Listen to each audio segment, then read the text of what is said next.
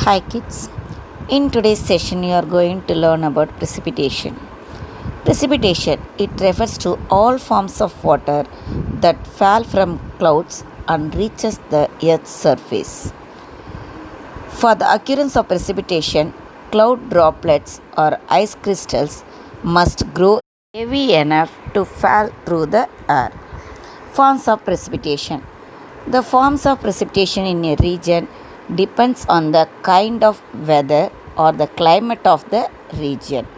Rain, you know about the rain, isn't it? The precipitation in the form of water droplets is called rain. The precipitation in which the size of raindrops are lesser than 0.5 millimeter in diameter is known as drizzle, and the raindrops with greater than 0.5 millimeter in diameter is known as rain. Sleet.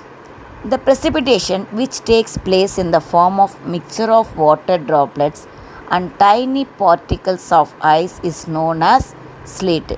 It will be in the 5 millimeter in diameter.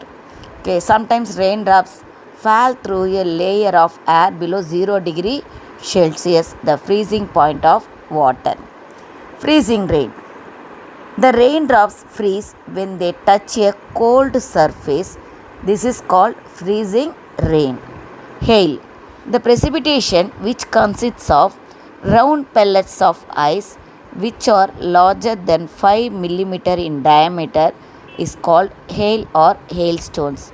Hail forms only in cumulonimbus clouds during thunderstorms. Snow. Often water vapor in a cloud is converted directly into a snow pieces to lowering of temperature. The precipitation in the form of powdery mass of ice is known as snowfall. It is common in the polar and the high mountainous region. Next we will enter to the infiltration. Water entering the soil at the surface of the ground is termed as infiltration. Infiltration allows the soil temporarily to store water, making it available for plants use and organism in the soil. Percolation. Percolation it is the downward movement of infiltrated water through soil and rock layers. Actually, it leads to form of groundwater or become a part of subsurface runoff process. Now we will move to the runoff. Runoff is the water that is pulled by gravity across land surface. It comes from unabsorbed water from rain, snowmelt, irrigation or other sources, comprising a significant element in the water cycle as well as the water supply when it drains into a watershed. Runoff is also a major contributor to the erosion of which curves out canyons, gorges and related landforms. The amount of runoff that can happen depends on the amount of rainfall, porosity of soil, vegetation and slope.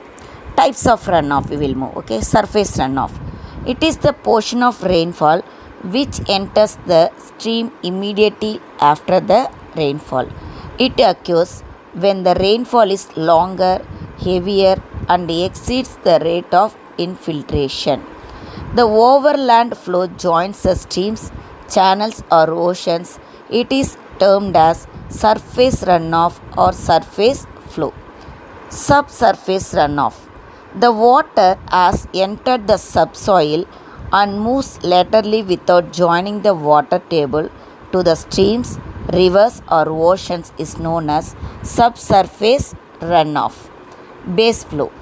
It is the flow of underground water from a saturated groundwater zone to a water channel. It usually appears a downstream location where the channel elevation is lower than the groundwater table.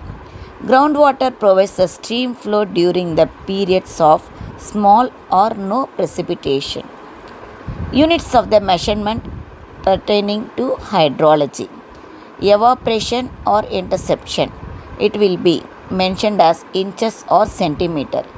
Infiltration, inches or centimeter per hour. Precipitation, inches or millimeter or centimeter. Runoff, same, inches or millimeter or centimeter. Runoff rate, cubic feet per second. Runoff volume, acre feet or cubic feet.